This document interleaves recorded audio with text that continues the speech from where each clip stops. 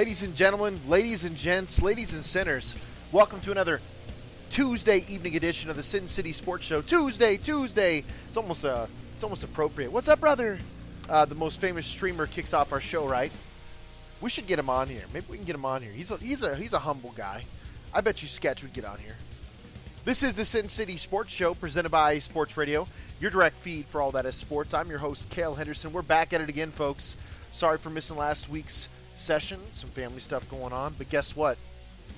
It was all in preparation for what's to come. Guess what? The NFL draft is completed. By the way, huge shout out to Detroit. Detroit deserves a ton of love. They said it was a record. More than 700,000 people were in attendance for the draft this weekend. Are you kidding me, man? Beating out Nashville, and I thought that would never happen because Nashville was lit, right? Nashville was absolutely crazy a few years back. Vegas was nuts. Vegas was absolutely nuts. But yeah, the draft was a spectacular showing. It just kind of goes to show that these kids haven't played a single down yet, but their marketability and what the NFL can do for its own league is incredible. What the NFL can do for its own league compared to other leagues is nuts. Nobody cares about other sports drafts. I'm going to say it like it is. It's not even on the spectrum as being as marketable as the NFL draft is. It's crazy what the NFL draft does. It's crazy that they have it on multiple networks.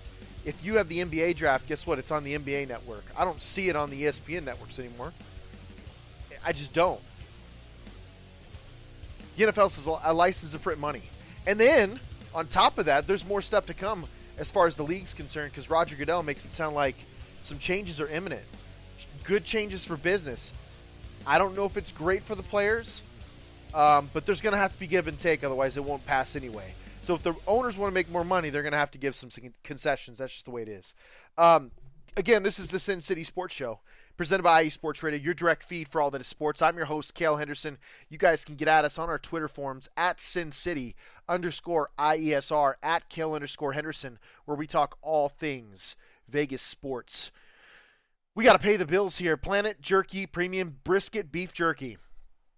Planet Jerky is the official jerky of the 2022 California League champion Lake Elsinore Storm Single A affiliate of the San Diego Padres. This all brisket jerky has gluten-free options, contains no MSG, no sodium nitrate, low in sugar, and high in protein. Planet Jerky, the jerky that's on a whole other planet. You guys can check Planet Jerky out on Instagram at Planet Jerky. And then we got to give a shout out to Seal the Deal Wax Seals by Cecilia B.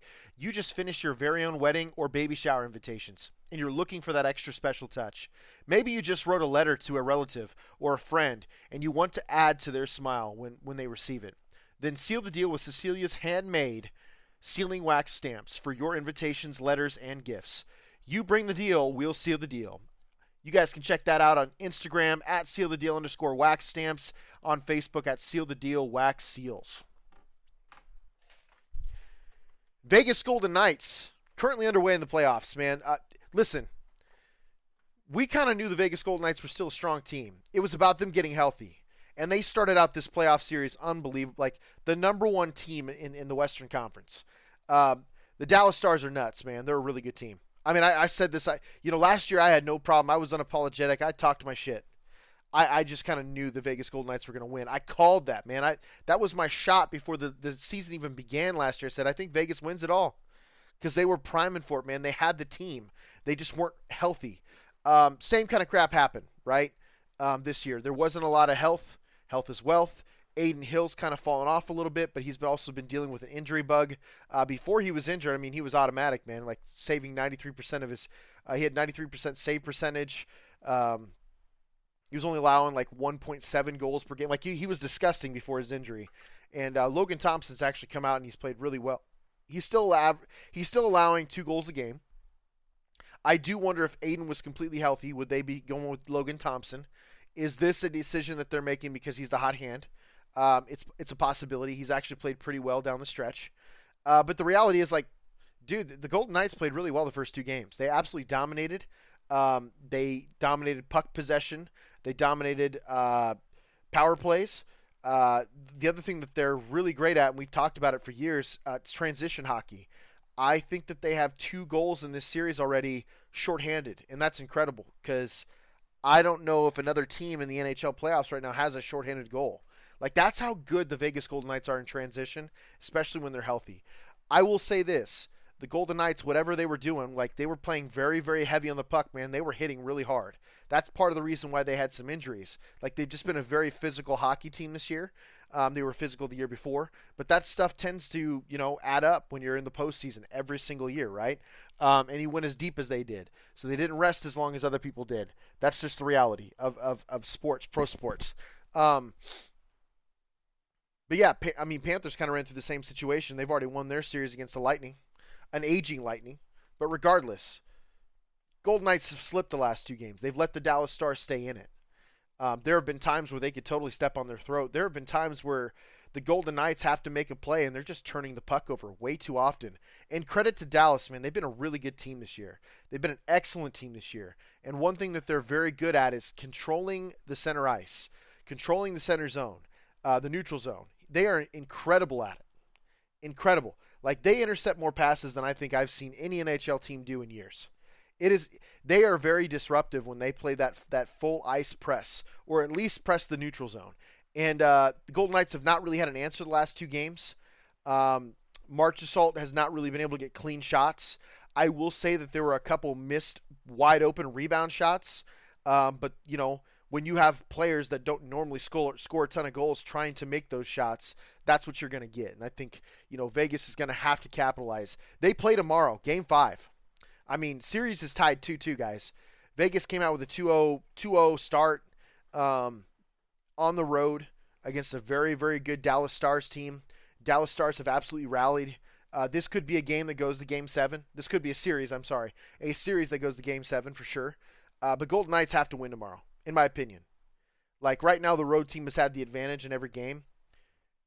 I hate to say this, man, but if the Golden Knights don't win tomorrow, I think they lose the series. I think they lose the series in 6 because Dallas is just too good of a team, and they have their chance. Now, if Dallas gets, or if the Golden Knights get out of this series and they win, I think they're favorites in the West. I really do. I think they become favorites in the West because the Dallas Stars have absolutely been dominant in the Western Conference this year, and I mean I think they're doing a great job of neutralizing most of the Stars' attack. It hasn't been great the last 2 games. But again, these have been really close games. This is a different team from last year's team. Last year's team was absolutely grinding people into the ground. They won that series against the Stars in Game 5 of the Western Conference Finals last year. And it wasn't even really close. The Stars had one game where they looked decent, but otherwise the Golden Knights absolutely mashed them, and that was just their style. I think the Golden Knights really have to do a better job of getting back to transition puck hockey, right? Stop letting Dallas control the neutral zone so much. Try and get more of those. They're really good at creating 3-on-2 matchups, but for whatever reason in this series, they've had a really hard time of capitalizing on it. But that also comes to, what we're talking about. Like the Dallas Stars are just a really good team defensively, offensively. They're big, they're physical. BJ Penn, Tyler Seguin, the fact that those 2 dudes are still playing hockey and playing hockey at a high level is kind of crazy. Yeah, look, it's going to be a tough series. I totally think the Vegas Golden Knights have the ability to win tomorrow night and then finish it out in Dallas on Game 6. If they do not win tomorrow, I have a weird feeling that the Dallas Stars are going to take this series. I think tomorrow's game is crucial, man. To have 3 home games in a row and to not come out with one, that's almost damning to your series. Because I don't know, and maybe I'm crazy, but I don't know any team in recent memory that has won a series by winning all road games, being the lesser seed. I really don't know a team. If there is one, I'm sure Adam Karnick would have the answer. If there is one, shout it out. But I just don't see it. I don't see it. Jen B joined the show. Have a great show, Kale. Take care of my boy Tommy. I mean, we'll do what we can. We'll do what we can. Absolutely. Jen B is the host of the Cleveland Show, Show of the Land. Man, she does an excellent job. Yinzer Report was a great episode tonight. I had a chance to go listen to that. It was really cool because the host, Ralph, he was able to have his son on. That was sweet. and he's boasting that it was the first father-son podcast or essentially live show in IE Sports Radio history. That's awesome. Super epic. But you guys know what it is, man. We got to talk about the Raiders. The draft is complete. The 2024 NFL draft is complete. We got things to cover when we get back here on the Sin City Sports Show, presented by IE Sports Radio, your direct feed for all that is sports.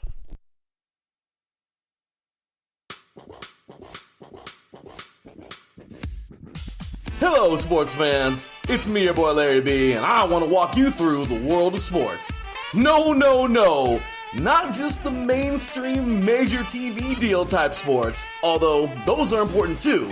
But let me be your guide through your journey of all sports, from college to the pros, the minors, and everything in between. Each week, we are talking sports galore with true diehards just like you from a hardcore fan's perspective that's sure to quench your thirst around leagues you may know all too well and some you may even discover here. That's right, sports fans. If you love sports of all kinds, enjoy hearing amazing sports stories, and respect all sports because you know how difficult any of them can be to play or compete in, then this is your show. Join me, your boy Larry B, on the defining moment each week here on IE Sports Radio, your direct feed for all that is sports, and let the sports come to you.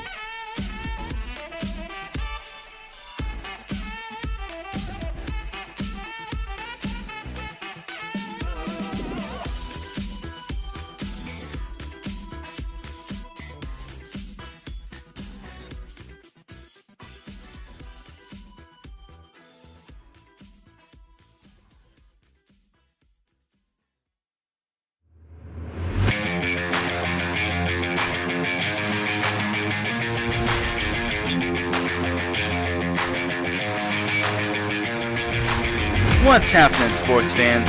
Are you a fan of Southern California sports? Are you looking for a show hotter than a hot summer day in California? Then look no further than the SoCal Supreme Sports Show, where I talk about all things Southern California sports. That's right, all sports teams from Southern California. From the hard-hitting tackles of the NFL, to the killer crossovers and big three-pointers of the NBA and WNBA, to the grand slams of the MLB, to the bone-chilling goals of the NHL, and to the booming kicks of the MLS. The SoCal Supreme Sports Show has it all for you. Oh, and let us not forget about the college sports as well. So join me, Taryn Rodriguez, every week here on IE Sports Radio, your direct feed for all that is sports.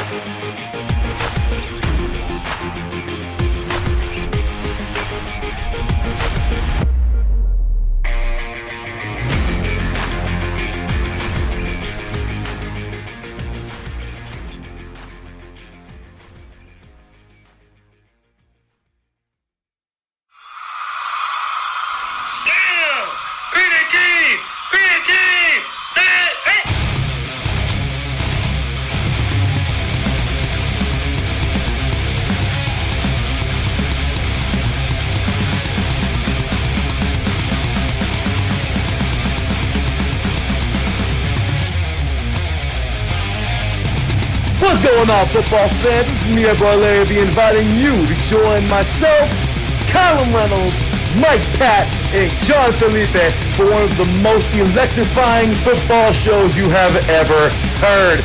3 and Out, right here at IE Sports Radio. Recap of the week before, a preview of what's to come, and of course, 3 hardcore head-to-head prime-time face-offs each week. You don't want to miss it.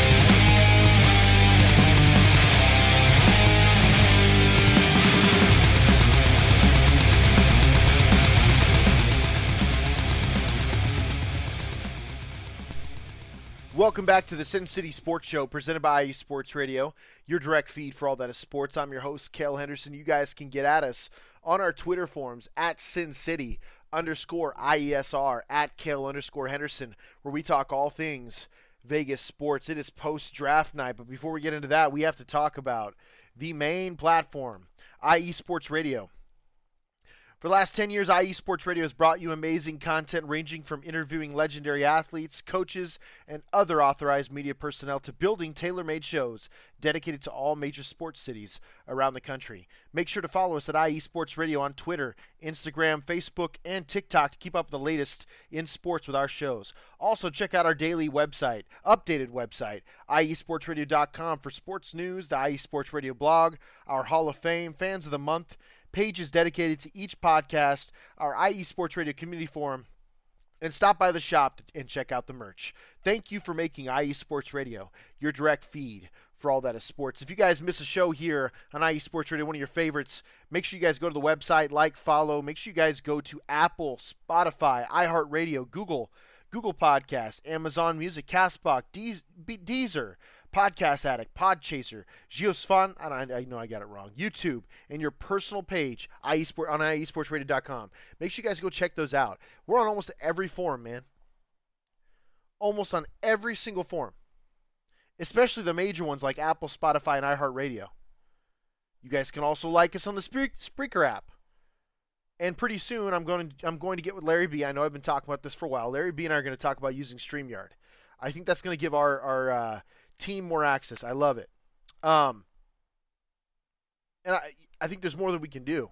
I would like to do a whiteboard special. You guys should let me know if you think that's a good idea, especially in the fall, where we can sit down, we can break down some of the Raiders' best plays, some of the things they did wrong, what I think they need to do to attack the next team, stuff like that. We can do that. We can do a whiteboard special because I don't know anybody else at IE Sports Radio that does that, and I think whiteboard is becoming a really popular thing right now. So yeah, we're gonna explore that. StreamYard. On top of that, we can cover some of UNLV stuff. Just in general, I'd like to kind of cover some of the X's and O's in football because I don't think there's a lot of fans. I think there's a lot of fans out there that would love to know more about the game, especially how entertaining it is. But I think they want to know more about why things are done the way they are, especially on the field. And I'm hoping on that type of thing, the X's and O's. I hope that can kind of give you guys an insight of what we look at as coaches. I'm just a high school coach, right? But I spend a lot of time studying. I've probably been to about,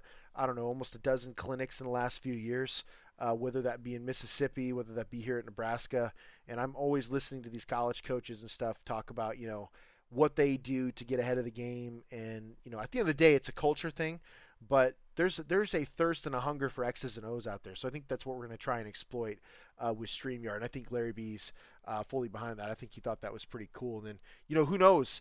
The Sin City Sports Show could be teaming up with Vegas, or the Sin City Sports Show could be teaming up with Larry B a little bit more because he does happen to have a few sports shows. The Defining Moment, right? Three and Out College Edition. I mean, he's crazy, man. He's always available. The couple's perspective's hilarious. I think Cecilia's so sweet. So sweet. I think she just kind of deals with Larry's shenanigans like most wonderful women do. I know my fiance puts up my BS. Absolutely puts up my BS. I'm constantly feeding her, grade A protein right now because I'm trying to feed that baby that's growing inside of my fiance. But, you women are wonderful. You're miracles, man. You guys deal with us. I appreciate you. Back to the Raiders. Great. Listen, it was a great draft. And again, I'm giving a shout out to Detroit for 700,000 fans showing up over that draft weekend. Not just the first round, not just the second and third round, but 4 through 7. There was a crazy number of attendees. I think it's fantastic. Ralph chimes in. He says, Kale, best Vegas sports show around. Have a great show. Thanks, Ralph. I gave you a shout out, man. Really happy for you and your kid and the episode you had going on. And the Steelers had a great draft. Jen, thank you so much for tuning in. Yes, I'd love to give you the X's and O's. I appreciate that. And I love Cecilia as well. She's very sweet. Her and Larry are a really good fit for each other because they're just very kind, wonderful people. Jen, also, the Cleveland Browns did a pretty damn good job, too. And we're about to go over grades. So I'm going to give you guys kind of some insight to what was happening. So here's what the Raiders did this past weekend. And I find it interesting because it's been a while, right? I think Dave Ziegler and Josh McDaniels tried to do this. I think they tried to think long-term. I think that they did try to build foundational pieces for the football team. And theoretically, they kind of did because they did get pass rusher. Um, they did a pretty good job of drafting some players. They were trying to address the defensive line. They just never really got that done. Larry B chiming in, Raiders. Yeah, baby. Yeah. So, and this is what I was getting to, Larry. Maybe you just tuned in. I'm not sure, but for the first time in what I feel like 10 years, this might be the best draft that the Raiders have had. And I think it's because they were smart and they didn't reach. They didn't overpick. Now, there was a couple head scratchers. I will say they probably reached on one or two players. But other than that, I think it was a very good draft.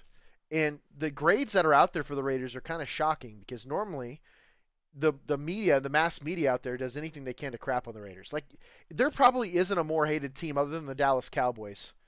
There probably isn't a more hated team. And I don't understand it because the Raiders are a mainstay. They're a blue blood, right? If you had a blue blood. But yeah, I don't understand why the Raiders are hated so much. I can understand why the Dallas Cowboys are hated so much. Their fan base is absolutely horrible. Here's the next thing. I'm calling Raider Nation out. And this is kind of I don't know, for a show that's growing, I don't know if it's the right move, but I have to call Raider Nation out, man. Like, there are too many people out there that have no idea what the game of football is, how to build a team, what it means to build culture. Like, they're just out there. They want the splash play. They want those flashy players. They have no idea the game of football. They probably peaked in grade school football, man. Just for those guys negative out there, just shut the hell up, man, and let the fans enjoy what happened over the weekend. And I'm calling Raider Nation out because there's a really bad group of folks that you can tell have no idea, no effing thing about the game of football that are ruining it for a lot of Raider Nation who actually does have an idea or a pulse or a thought of what it would take to put a really good team on the field. It's always some people ruin things. And I think there's a bunch of arrogant people out there that just love the colors, love the flag, love to go to an event, love to get trashed, love the team when they win, but they ain't about it when we're trying to grow. And I just can't stand it. Yeah, Larry, I agree. They're idiots. They just like the colors. 100%. 100%. Jen says, same in Cleveland. So many arrogant fans, and they're always the loudest negative and antsies. I agree. That's just the way those sports fans are, dude. And most of the time, if you ask them to draw a smash concept for you, they wouldn't know how to do it. They're just stupid. They just want to say stuff. They want attention. Especially the keyboard warriors these days, man. Like, I'm telling you, man, half the stuff these people say on Twitter, they wouldn't say to your face. There's no way. It just makes them feel brave. And Elon doesn't help because he's like uncensored Elon. I'm not against it, freedom of speech, but damn, man. People just say whatever they want. But the shade that the Raiders got for their first round pick makes no goddamn sense to me. None. Listen, everybody wanted the quarterback. Okay, here's the thing. If you've been listening to my show for the last few months, at least since the season ended, I know you've heard me say more than a couple times, and I called it. 5 quarterbacks would go in the top 10. I said it almost weekly for a while, that 5 quarterbacks would go in the top 10. And I named all 5 of them. Michael Penix was probably the only one that I was unsure about, but I had a good feeling. I didn't think he'd go to Atlanta, to be fair. All right? And Kirk Cousins, by the way, this is a side note. Kirk Cousins, shut the hell up. You got $100 million. Quit crying, dude. You're the quarterback. Okay? If you're bad, then you won't have your job anymore. If you're really good, they'll probably try to extend you, and then Michael Penix just sits a little bit longer. It's the Jordan Love thing, right? But the Michael Penix thing was crazy. I also see it from Atlanta's perspective. Draft Michael Penix because not having a quarterback or being in quarterback purgatory is not a fun thing to be in. The Raiders did that for years. Then we took Derek Carr for granted. We might have a dude, and I've been saying that for weeks too. I think Aiden O'Connell is very capable. We just need to build a team. And that's where this draft comes into play, man. The Raiders did not overreach. Right? I don't feel like the first 2 rounds they reached at all. I think the first 2 picks were 2 of the best picks I've seen the Raiders make in a decade. And I shit you not when I say that. I was so proud of the fact that Telesco, you could tell AP probably wasn't thrilled. I know he wanted Jaden Daniels, but you're not mortgaging the farm. You're not giving away 4 first-round picks. And I guarantee you, if the Raiders were going to move from 13 to 2, that is what it was going to take. It's exactly what it was going to take. And no one can say anything. And I'll say it like this. The only team that I feel like really had the cachet to move up that high was Minnesota because they had multiple first-round picks. Well, guess what? Nobody was taking that. They were probably offering the farm to get their guy, and nobody was taking that. I mean, dude, it is what it is, man. It is what it is. I'm really proud of Telesco. I know that AP wanted Daniels. I'm sure AP looked absolutely bummed when they were taking videos of him at the start of the draft. I'm sure they knew, like, there was just nothing they could do. They weren't able to move up and get his guy. Guess what? I think he already has a guy in the locker room. I think Aiden O'Connell's a stud. I'm not buying all this Gardner Minshew bullshit. I think he's going to end up being the backup because I think he showed signs of starter capabilities. They just had to build a good situation around him. That's every quarterback. And here's another side note, and I hate to do this, but I'm sorry. We got a half hour. You're going to have to bear with me here. I am so sick and tired of the projection stuff with quarterbacks. If you know a damn thing about football, you know that a quarterback is just one guy on the team. Okay? And everybody uses Patrick Mahomes as this difference maker. And he is. He's a stud. He's an absolute stud of a player. But he got drafted to a team that had a Super Bowl caliber team already made. He got drafted to a team that already had Travis Kelce. He already had Tyreek Hill. They had a franchise left tackle at the time, okay? They had a center before he moved on, Hudson, right? Like, he got drafted to a team that was full of studs because the Chiefs were patient. They had a good quarterback that they knew they could eventually trade away for I think it was a third-round pick to the Redskins, which is a great trade either way because Alex was playing well before that disastrous injury. The Chiefs were smart. They built an amazing roster, and then they said in a draft where they thought that this was definitely their guy of the future, they traded up. And now it looks like a steal because all they gave away was a first and a third for Patrick Mahomes, when everybody in the league would probably give away 5 first-round picks for that dude right now. So I'm proud of Telesco because he's developing, he's drafting, and he's asking coaches, and these are good coaches. I do believe that. I think these coaches are about sticking to the fundamentals and just being a bully, right? What football is about. And again, another side note, for those who want to get all crazy about the X's and O's and stuff, the reality is the winning team or the better football team, because this is a violent sport, the better blocking and tackling team usually wins. It's that effing simple. You could run up against a team that is a double tight end, wing T type offense, and if they are the better blocking and tackling team in the football game, it doesn't matter if you have all the athletes and you spread it out and you have speed. If they're road grading you and tackling well, and they're not missing blocks and they're averaging 4 yards a carry, you don't have a shot, dude. Because that is football at its finest. That is football at its very core. The best blocking and tackling teams will win. That's our focus at Standing Bear. Like, we're legit going to be in a close bunch. We're going to trade to the other side, and we're going right down the throat. And when we feel like we've really weighed on him, that's when we pull out the play action. Put our quarterback in position to succeed. That's what I think teams need to focus on doing. So many quarterbacks get drafted, and everybody wants to give them a grade. It makes no sense at all to me. They haven't done anything yet. Are they in a good situation? Or are they like Bryce Young, where they get drafted to a shit franchise with a shit owner, and they don't have a quality roster at all? They have to rebuild around him so he doesn't get killed. There are too many quarterbacks that get lost in this league that we don't really ever know what their full potential will be or could have been because the team was horrible and they did a horrible job of drafting. We knew Andrew Luck was the next coming, right? Everybody just knew that guy was a demigod in football. What happened? A horrible GM could not draft an offensive line around him.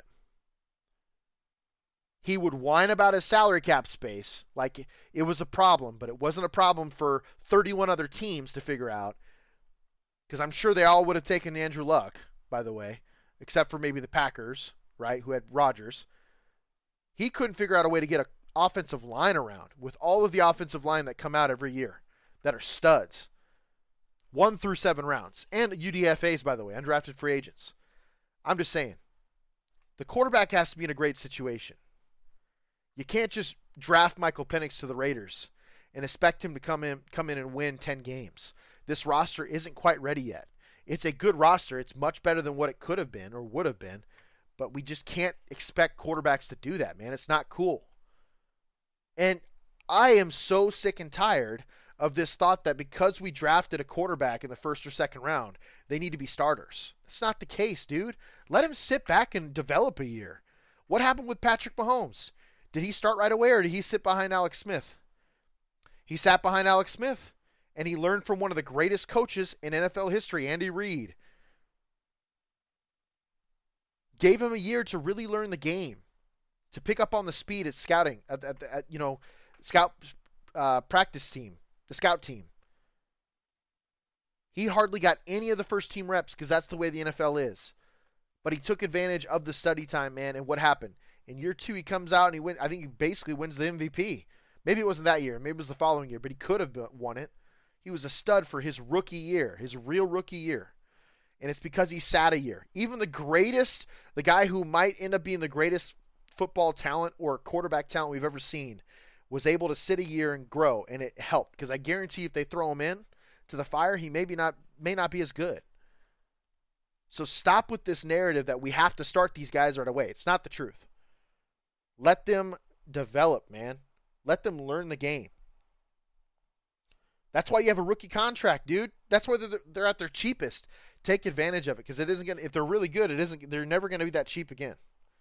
Period. But back to the Raiders draft. I love what Telesco did. He let the board fall to him. I'm sure that he was active. I'm sure that he was trying to trade up. My thought process is this, and I've said this for weeks. There were 6 teams in front of the Raiders that needed a quarterback. 6.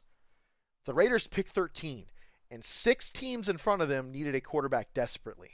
I had a really good mindset in saying I don't think we're going to come out with a quarterback in the first round because you'd have to give up the farm.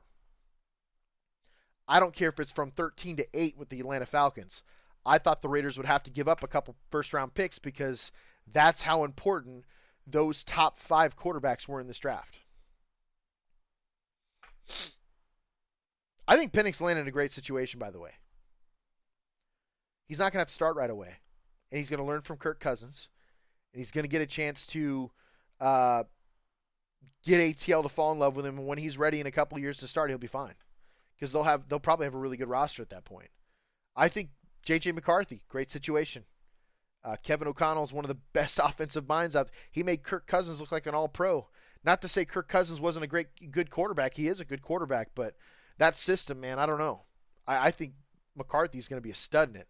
He's got a bigger arm than Cousins, right? He's got a ton of potential. He works hard. I think the kid was way underrated, and it's because he played for an unbelievable Michigan team for the last couple of years.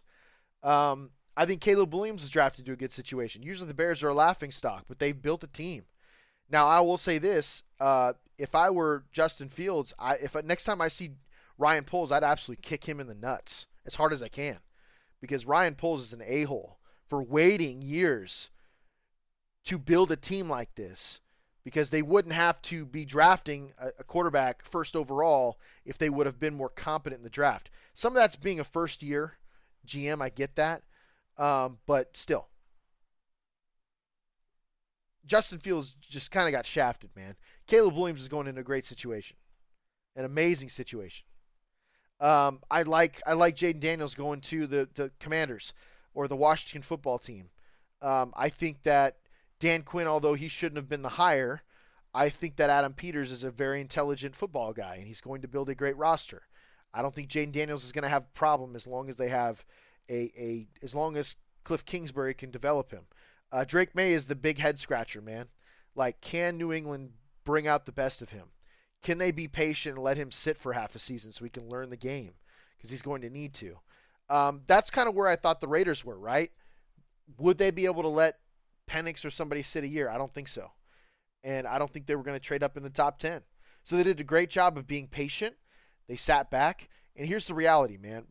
If I had a big board, my top 5 players in the draft would have been Marvin Harrison Jr., Joe Alt, Malik Neighbors, Brock Bowers, Dallas Turner. Those are my top 5 guys. Top 5 guys, right? And I kind of exuded quarterbacks because obviously they're inflated because of their need, the positional need.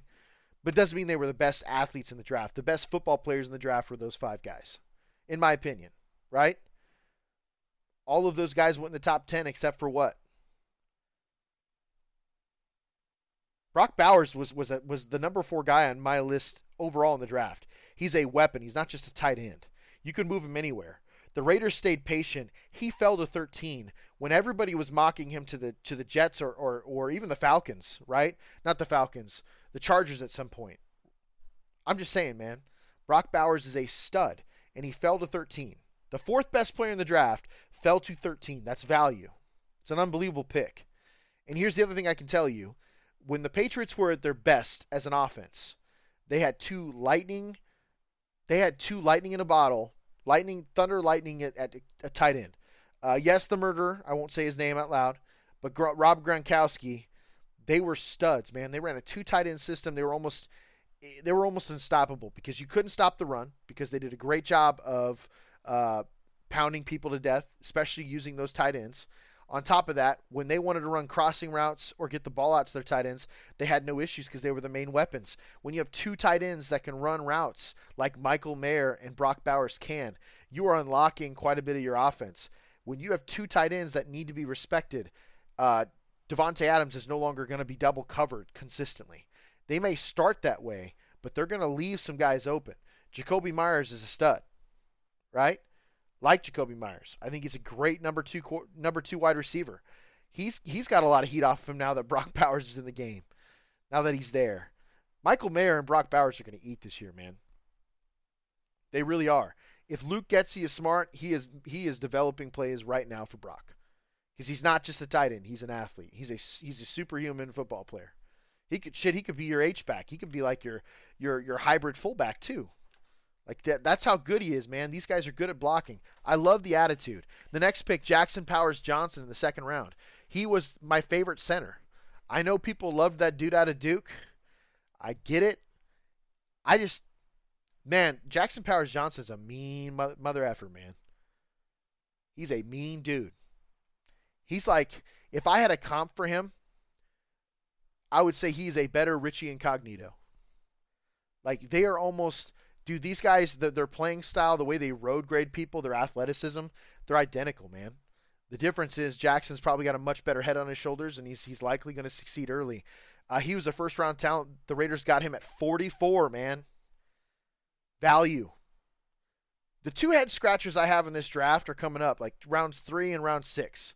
So round 3, they went Delmar Glaze from Maryland. Here's the deal.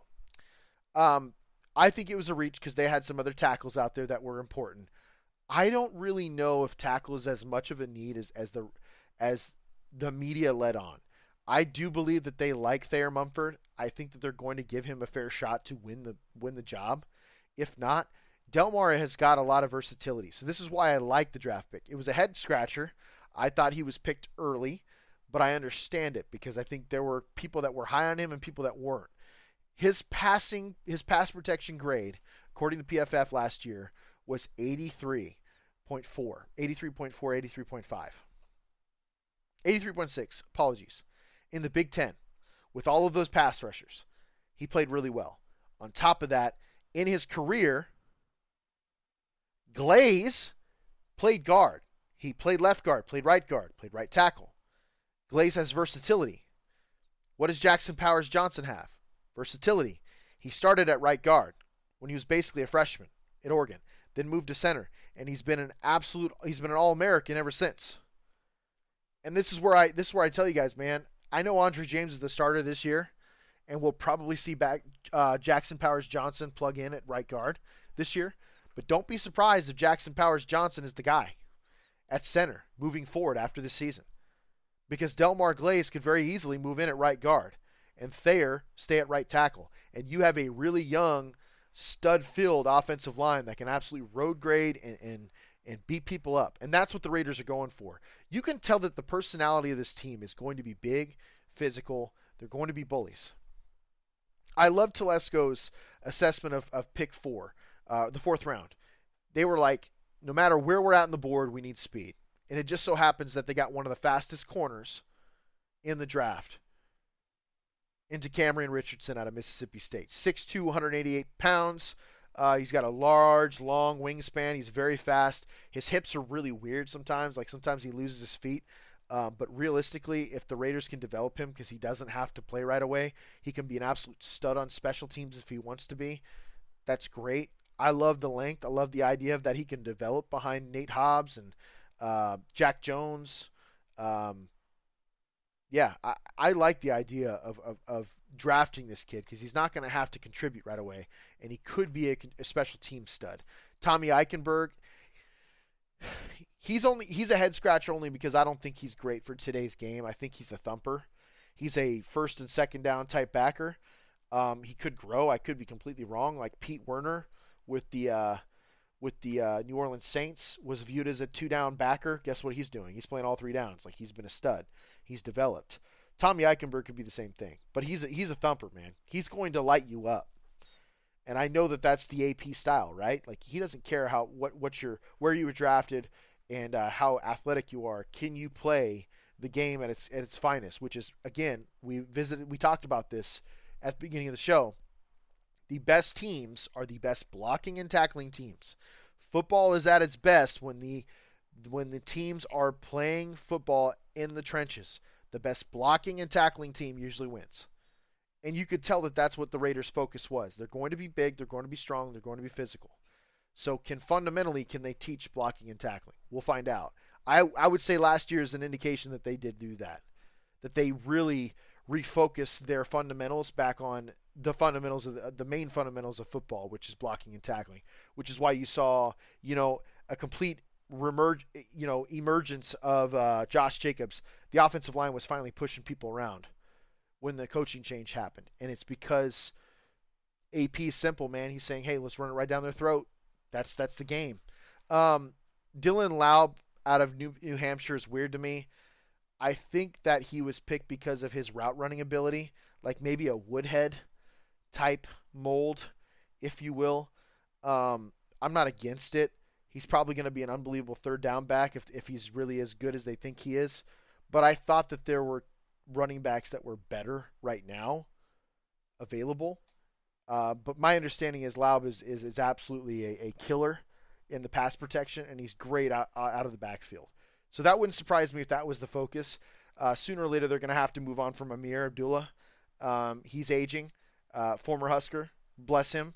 But Amir Abdullah, he's a great 3rd down back.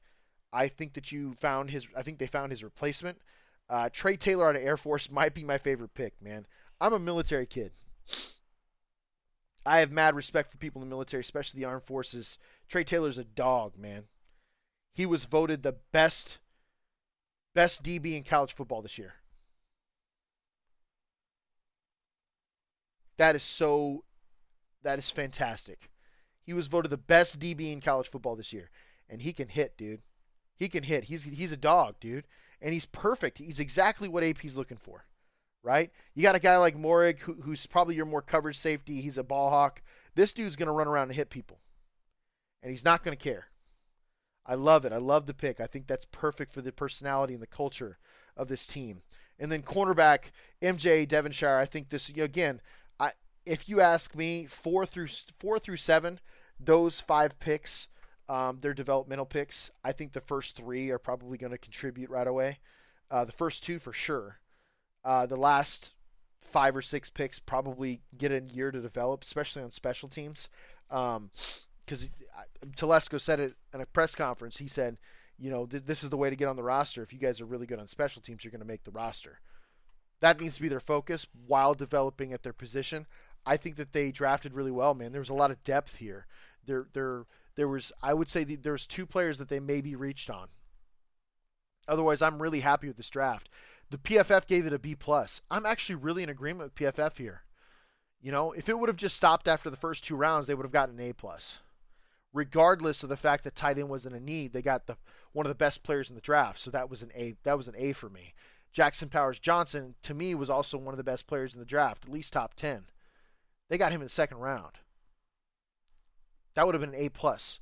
But again, a couple of head scratchers. I still think a lot of these guys have potential, and I think they're going to help. UDFA's, they signed 17 of them undrafted free agents, which is crazy. It kind of sucks when you think about it. Like, they're going to get paid. The only problem with UDFA's is, man, like, you're looking over your shoulder.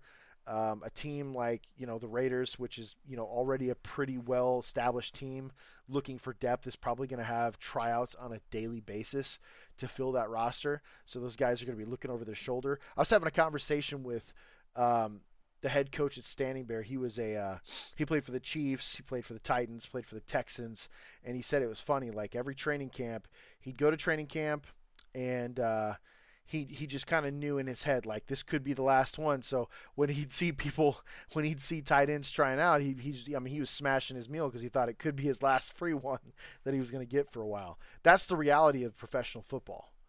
Like, they're constantly trying to improve the roster. If you're not at the top of that list, they're going to be trying out your position. You got to be ready to go. But yeah, I think the Raiders had an amazing draft. I'm very happy with the draft. I think it was excellent. B plus is probably one of the better draft grades we've seen in a while. The nice thing is, Dave Ziegler didn't totally screw us, right? Like, Tyree Wilson's going to be a great depth piece. He's not going to have to make a contribution this year. I think he should step up, especially in rotational pass rushing, and do it. But like last year, having Tyree Wilson, huge. Dylan Parham was the first draft pick of the Ziegler era, and Dylan Parham is one of the better run blocking guards in the league already at 6'3" out of Memphis. Like, an absolute stud. Him and Jackson Powers Johnson are really going to be fantastic in the interior. Here's the other thing. Powers Johnson doesn't have to start right away. You want him to, because he's a stud, but you did go out and get Cody Whitehair. And Cody Whitehair has a ton of experience in this league. On top of that, Cody Whitehair had his two best years under Luke Getsy for the Bears, graded as a right guard. It wouldn't surprise me if he starts and then Jackson Powers Johnson kind of moves in.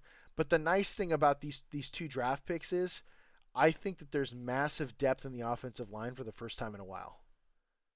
Like, if Colton Miller goes down, I do believe Delmar could step in. He might not have to, but I do believe he can. Thayer Mumford has experience at left tackle. As we know, he was going to be a first-round talent before going back to Ohio State and then moving into guard to get the best 5 on the field to compete for a national title. So he's got experience there, and then you could put Delmar in at right tackle, and I'm sure that there's guys on the roster that could step up and play a lot of ball, but regardless, what we're looking at the end of the day is there's depth. There's young, very talented, very physical depth, and I can't be mad at that.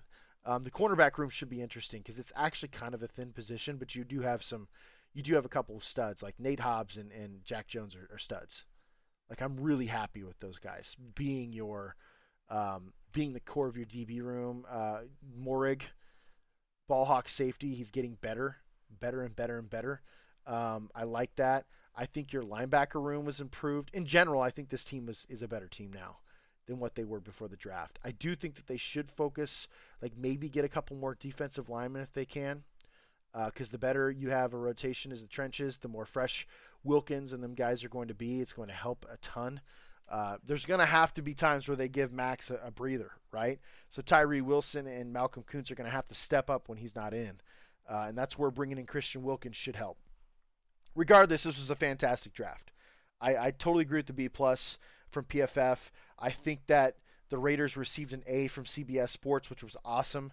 That Ryan guy gave him a B-. He's kind of an idiot, though. But what's his name? The former Rick Spielman gave the Raiders an A. He loved their draft. He thought that it was great. We're right up there, according to PFF. We're right up there with the Kansas City Chiefs. Kansas City Chiefs had a B+. Like, the top grades, as always, were like, the Colts always do. They always draft well, dude. The Colts, Chris Ballard he's an absolute monster, man. The things he's done there, the fact that the team is still relevant. The quarterback was hurt last year, but they're going to step up and play really well. They got Latu at 15, the best pass rusher in this draft. What? I like Dallas Turner. Don't get me wrong, but Latu is the best pass rusher in the draft, and they got him at 15 because of those quarterbacks going in the first 12 picks. Like seriously, that helped a ton of teams because really really good players didn't get drafted where they normally would on a regular year where there's only one or two quarterbacks to pick from. This was crazy. And Chris Ballard was celebrating that on the Pat McAfee show. That was hilarious. But the better grades, like that's what the Raiders should aspire to be. Like the Texans did an amazing job. Nick Casseri's really killing it. I thought the Packers did a great job. The Lions killed it.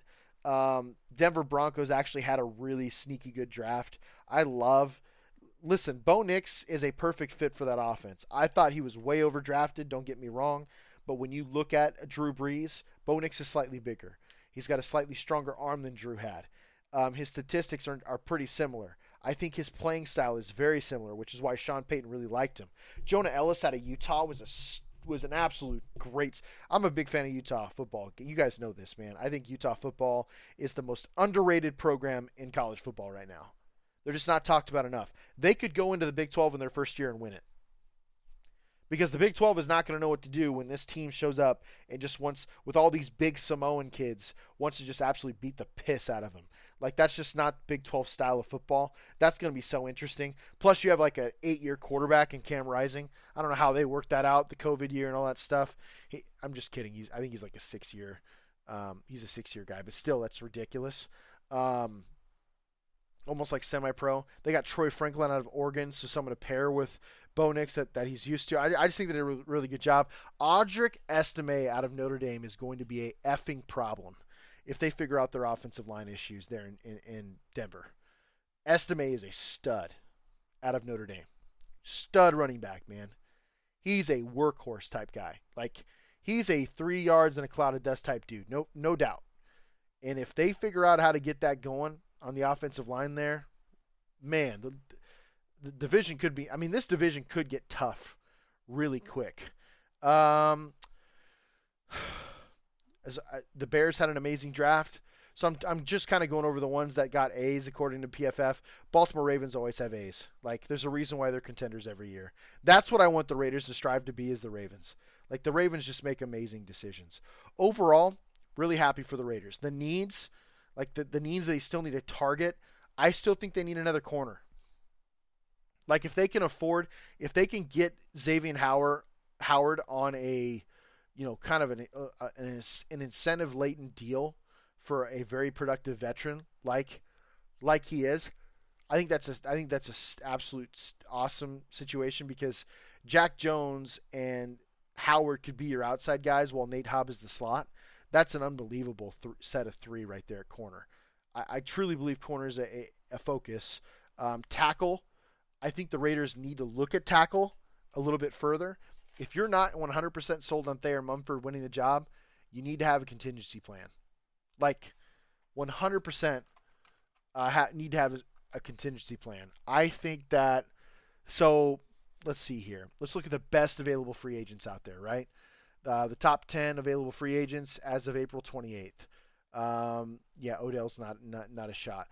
Raiders did sign Michael Gallup. I actually really like that signing. He's going to be an excellent wide receiver 3, wide receiver 4.